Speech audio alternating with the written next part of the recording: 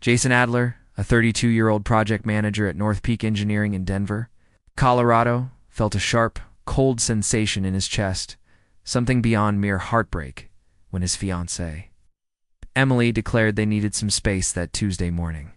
They had been engaged for 8 months, and their wedding was a mere 12 weeks away, scheduled for October 15th. Just the weekend before, Emily had been absorbed in wedding preparations, from debating centerpiece options to calling him multiple times at work to decide on napkin colors. Now she was asking for distance. How much distance? I inquired. Twisting her engagement ring, she replied, "A few weeks, maybe a month. I just need to think." That night, I watched her meticulously pack a suitcase, each item folded with the same precision she applied to all aspects of her life.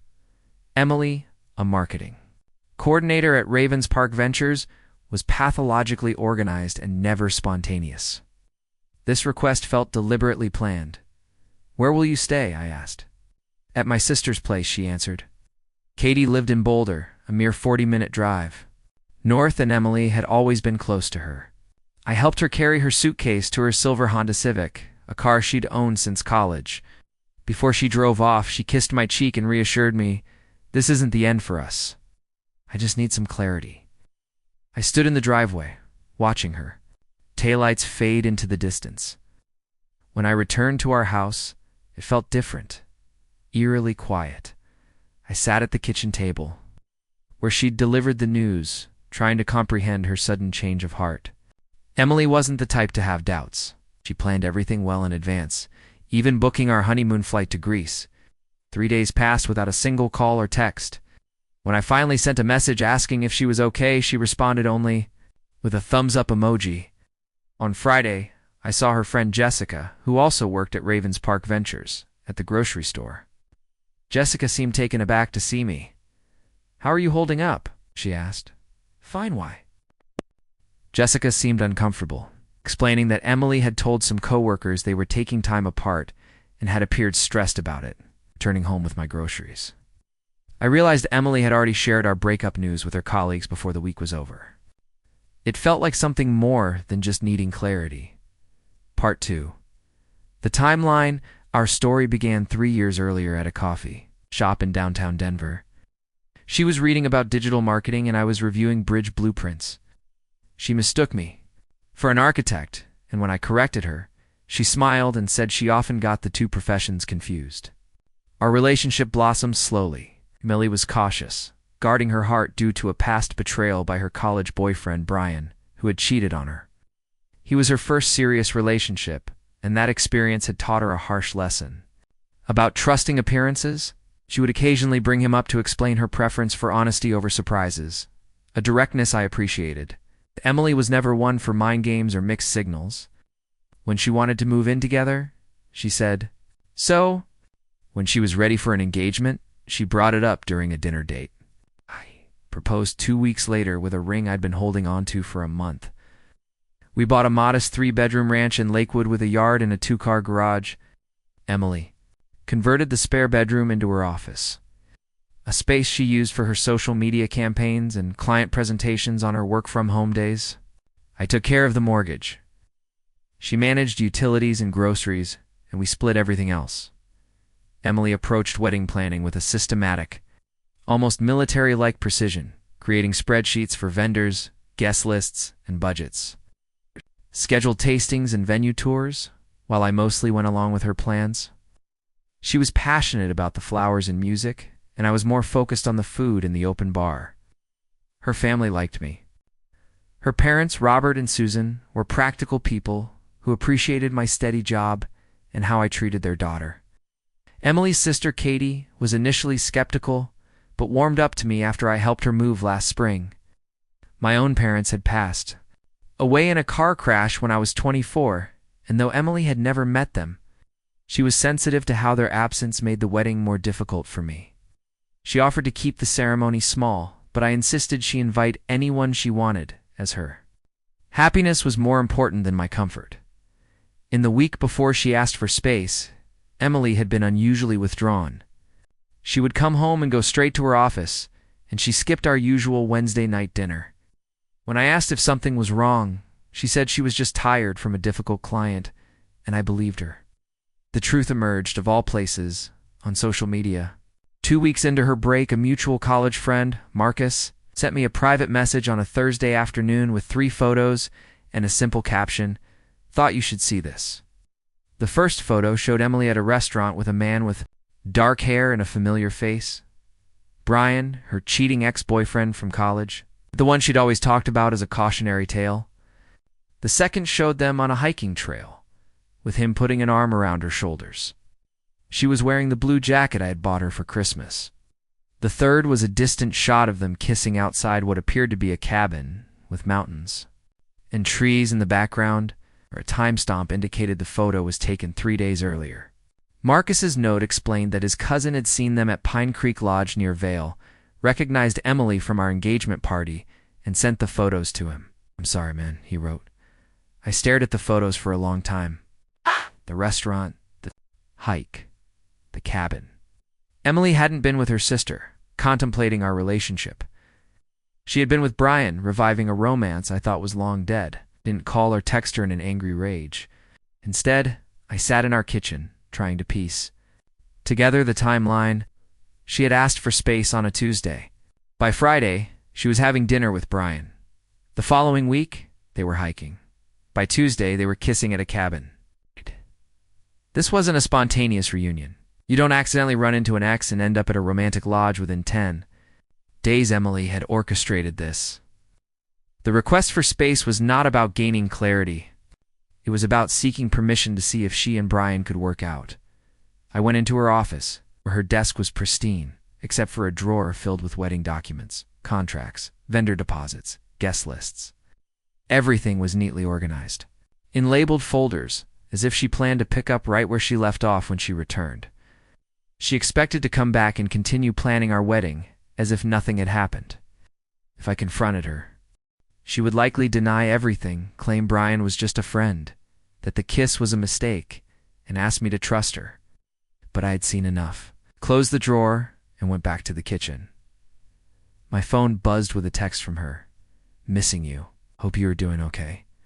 I didn't reply. Part 3. The deception is Lee returned on a Sunday afternoon, 3 weeks after she had left. Instead of using her key, she knocked on the front door like a visitor. When I opened it, she smiled, carrying a small overnight bag. "I miss this place," she said, looking around our living room. "I missed you." She had a new, shorter haircut and was wearing an expensive-looking, cream-colored cashmere sweater I had never seen before.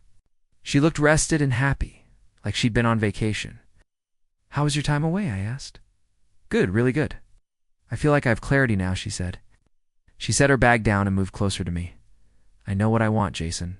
I want us. I want our wedding. I want our life together." I simply nodded and smiled. "I'm glad you figured things out." She hugged me, and I noticed a new perfume, one I didn't recognize. She pulled back, beaming. "I have so many ideas for the reception. Katie and I talked through some options while I was staying with her. I think we should change the centerpieces." The white roses were too predictable. Over the next few days, Emily plunged back into wedding planning with renewed vigor. She scheduled meetings with the photographer for new poses, called the caterer to change the menu, and spent hours researching honeymoon activities in Santorini. I watched her, saying nothing about the photos Marcus had sent. I didn't mention Brian or the cabin. I simply played the part of the supportive fiancée, agreeing to her ideas and writing checks for deposits. One evening, as we looked at seating charts, she said, "You seem quiet. Is everything okay?" I blamed it on work, telling her the Henderson Bridge project was behind schedule. She squeezed my hand, promising, "After the wedding, things will be less stressful. We can focus on us." Emily's behavior was impeccable. She cooked my favorite meals and planned date nights, talking excitedly about our future. Without the photos, I would have believed her newfound dedication was genuine. 2 weeks after her return, I decided to test her. I ran into Marcus's downtown. "Yesterday," I said during breakfast, "he mentioned seeing you while you were on your break." Emily paused, her coffee cup halfway to her lips. "Marcus? Where did he see me?"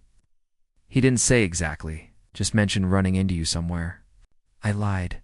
She carefully put the cup down. That's strange. I don't remember seeing him anywhere. Maybe he's thinking of someone else. Maybe, I replied. She continued eating her cereal, but I noticed she checked her phone more frequently and spent an hour in her office with the door closed, making a quiet phone call. That afternoon, I received a social media friend request from Brian Walsh.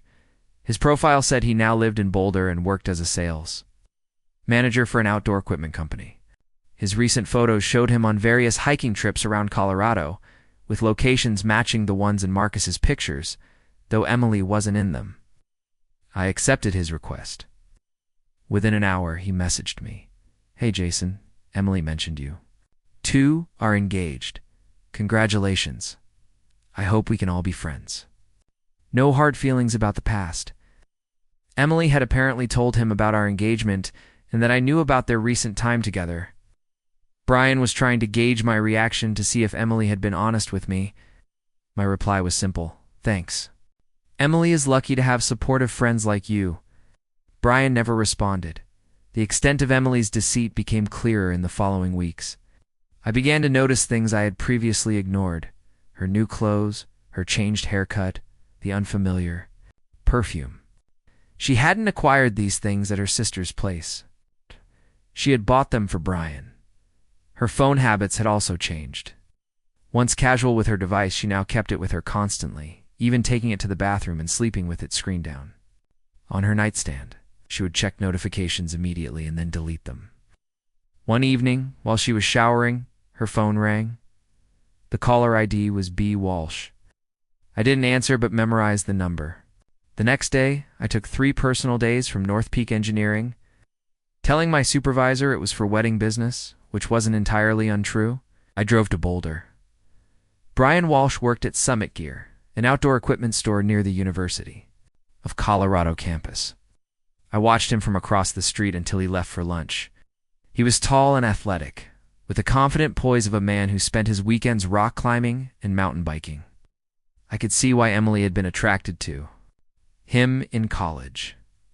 I followed him to a sandwich shop, where he sat alone and scrolled on his phone while he ate. His phone buzzed frequently, and each time he smiled before reading the message. At one point, he typed a long response, pausing as if to choose his words carefully, and then laughed quietly to himself. I recognized the behavior.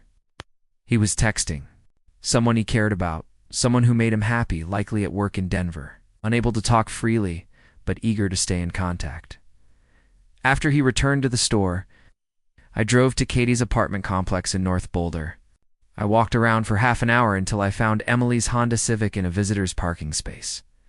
But I knew Emily wasn't there. I had called Katie's office that morning, posing as a delivery driver and the receptionist at Boulder Community Health. Had confirmed that Katie had no time off scheduled and was seeing patients all week. If Emily was truly staying with her sister during a relationship crisis, Katie wouldn't have been at work all day. Sisters don't abandon each other in emergencies. Emily's car was at Katie's, but she wasn't living there. She was using the complex as a cover, parking her car there while she spent her days and nights elsewhere with Brian. Part 4. The confrontation. I sat in my truck, calculating how long this had been a plan. Emily's request for space wasn't an impulse. She had reconnected with Brian weeks or months before. They had arranged to meet to see if their old relationship could be rekindled. She had asked for a break, not because she was confused about her future, but because she wanted to explore a different one.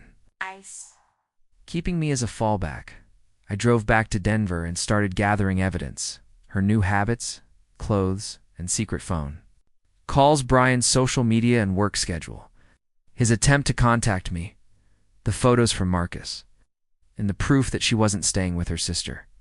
I also began to secure my finances. Our wedding was expensive, and we had nearly $15,000 in deposits with 12 different vendors, with final payments due soon. The money was from our joint savings account. I opened a new checking account at a different bank and began transferring funds, not as a theft, but as a means of protection. If she was leaving me for Brian, I wanted to limit the financial fallout. I also contacted a family law lawyer, Daniel Morrison, who was highly recommended for his discretion. "You're not married yet," he explained. "That simplifies things legally, but complicates them emotionally. Do you want to confront her, or do you want to gather more evidence first?" "More evidence," I said. "I want to be sure." Daniel referred me to a private investigator, Patricia Reynolds, a former police detective specializing in infidelity. "Most people think they want proof," Patricia told me, "but what they really want is closure. Proof just makes the closure more painful." I told her I wanted proof. Patricia's investigation lasted 1 week. She followed Emily during her work-from-home days, documenting her true whereabouts. She photographed Emily and Brian together at restaurants and parks around Boulder and tracked them back to the Pine Creek Lodge. The most damning evidence was a video she captured of Emily arriving at Brian's apartment with an overnight bag, kissing him in the parking lot, and staying until the next morning. "Your fiancée has been leading a double life," Patricia told me, presenting her report. "She splits her time between her sister's apartment, where she parks her car, and her ex-boyfriend's place, where she actually sleeps. She's been doing this for almost the entire duration of your break."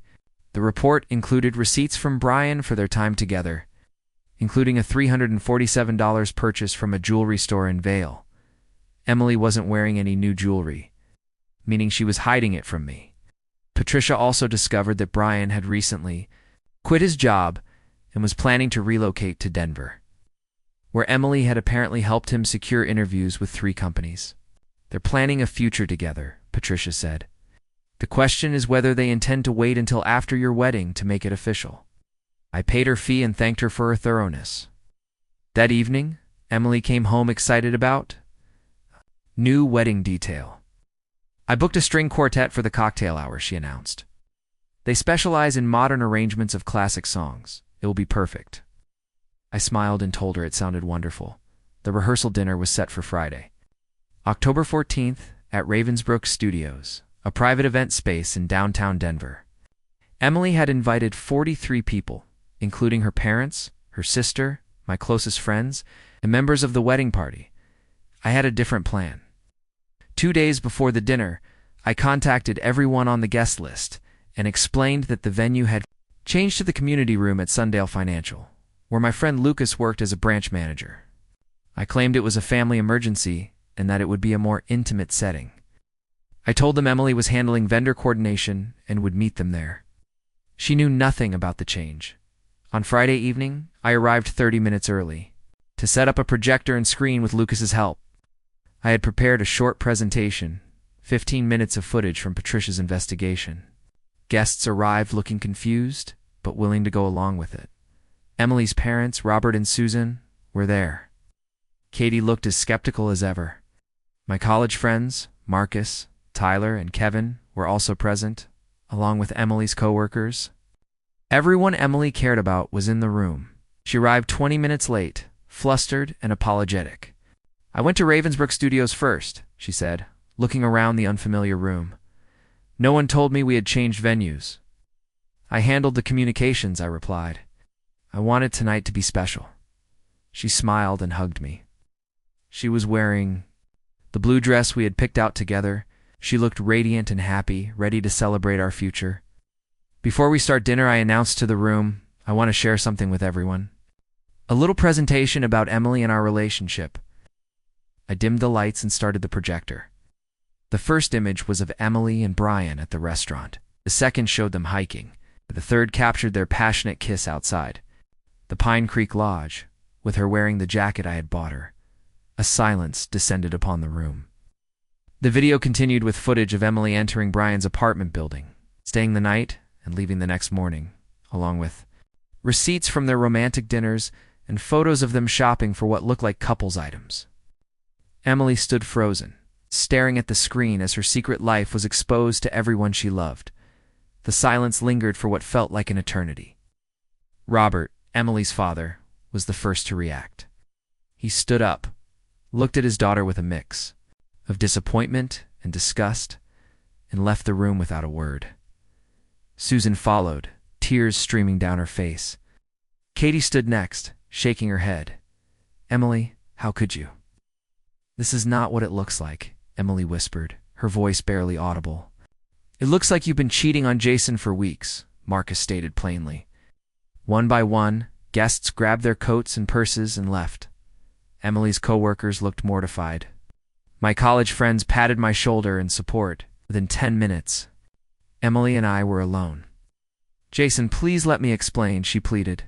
"There's nothing to explain," I said. "I know about Brian. I know about the cabin. I know you've been living with him while pretending to stay with Katie." She collapsed into a chair, finally comprehending that her deception was completely exposed. "Wedding is canceled," I continued. "I've already contacted the vendors. The deposits are gone, but I'm donating the reception costs to the Denver Youth Shelter. They'll put the money to better use." I picked up my jacket and headed for the door. "What about us?" she called out. "There is no us," I said. "There hasn't been an us for months." I left her sitting alone, surrounded by empty chairs and the glowing evidence of her betrayal. The following morning, I took a flight to Rome, beginning a month-long backpacking trip through Europe. 6 months later, I heard through mutual friends that Emily had faced significant consequences. The video from our rehearsal dinner had been shared, eventually reaching her workplace. Ravens Park Ventures, a company that valued integrity, quietly requested her resignation after the scandal damaged her professional reputation. Her relationship with Brian fell apart within 3 weeks of being exposed. Seemed being a secret was more thrilling to him than being her only choice.